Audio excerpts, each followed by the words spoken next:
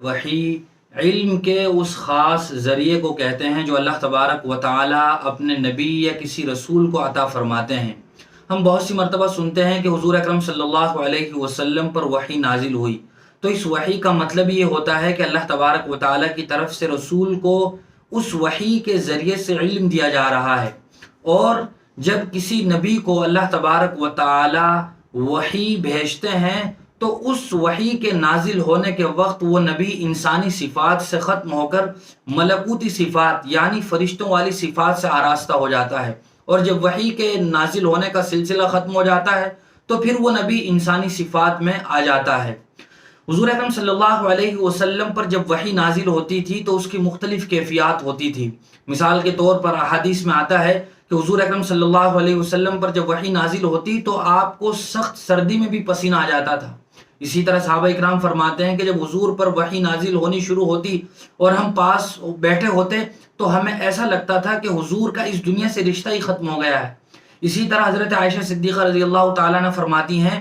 کہ جب کبھی حضور کسی اونٹنی وغیرہ پر سوار ہوتے اور وحی کا نزول شروع ہو جاتا تو اتنا بوجھ ہوتا تھا کہ وہ اونٹنی بھی اس بوجھ کی وجہ سے بیٹھ جاتی تھی، اور وحی مختلف شکلوں میں حضور صلی اللہ علیہ وسلم پر نازل ہوتی تھی۔ مثال کے طور پر حدیث میں ایک لفظ آتا ہے سلسلۃ الجرس، گھنٹی کی سی آواز ہوتی تھی جب حضور پر وحی نازل ہوتی ہے۔ اس گھنٹی کی آواز ایسی ہوتی تھی جیسے شہد کی بہت ساری مکھیاں ایک جگہ جمع ہو جائیں تو کیسے بین کی آواز ہوتی ہے، ایسی آواز ہوتی تھی جب حضور پر وحی نازل ہوتی تھی۔ اسی طرح وحی کبھی اس طرح نازل ہوتی کہ فرشتہ وہ ایک مشہور صحابی حضرت دحیہ کلبی رضی اللہ تعالی عنہ کی شکل میں آپ کے پاس آتا، یعنی حضرت جبرائیل علیہ السلام خوبصورت صحابی حضرت دحیہ کلبی کی شکل میں حضور کے پاس آتے اور جو کچھ وحی اللہ نے بھیجی ہوتی تھی وہ آپ کو پہنچا دیتے۔ بہت سی مرتبہ خواب کے ذریعے بھی آپ کو وحی بھیجی گئی، چونکہ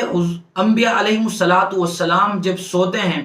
تو عام انسانوں کے مقابلے میں ایک فرق یہ بھی ہوتا ہے کہ وہ ان کے ذہن و دماغ، ان کا دل دماغ جاگتا رہتا ہے، وہ بالکل بیدار مغز ہوتے ہیں۔ اس موقع پر بھی خواب کے ذریعے سے جو کچھ اللہ تبارک و تعالیٰ کی طرف سے ان کو بھیجا جاتا ہے وہ بالکل برحق اور سچا ہوتا ہے۔ عام انسانوں کا جو خواب آتا ہے نہ تو وہ کوئی دلیل اور شرعی حجت ہوتا ہے، اور وہ خواب غلط بھی ہو سکتا ہے، گندا خواب بھی ہو سکتا ہے، لیکن انبیاء علیہ السلام کا معاملہ الگ ہے۔ بہت سی مرتبہ براہ راست اللہ تبارک و تعالیٰ کی طرف سے حضور پر وحی بھیجی جاتی، گویا حضور اکرم صلی اللہ علیہ وسلم کسی واسطے کے بغیر اس وحی کو سنتے۔ یہ مختلف شکلیں ہوتی تھی وحی کے بارے میں، اور بھی بہت سی احادیث میں وحی سے متعلق تفصیل کے ساتھ مضمون موجود ہے، یہ مختصراً ذکر کیا گیا ہے۔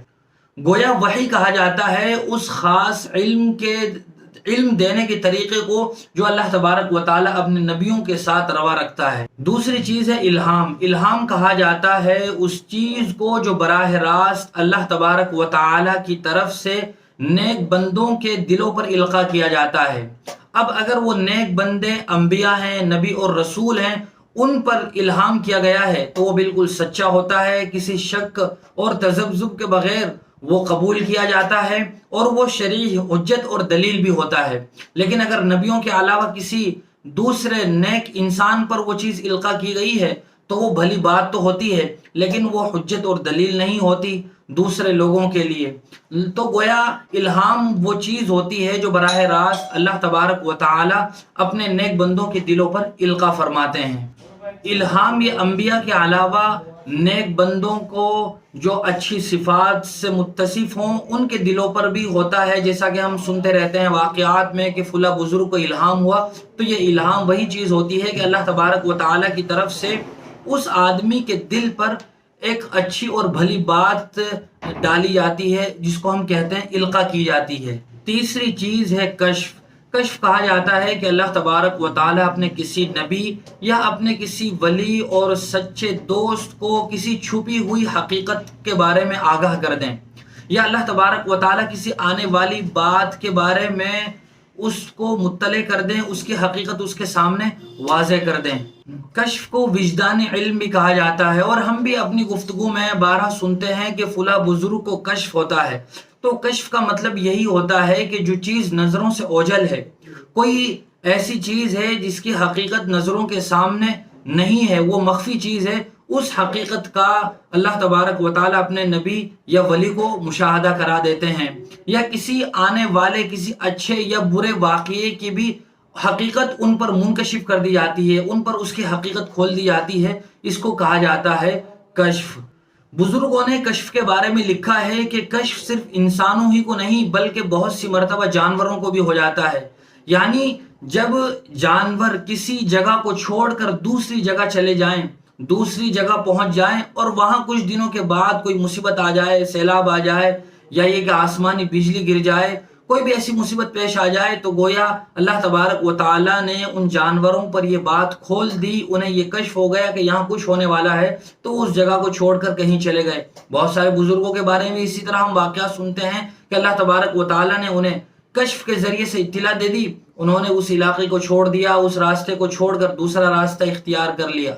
امید ہے کہ وحی، الہام اور کشف کا مطلب آپ کو سمجھ میں آ گیا ہوگا۔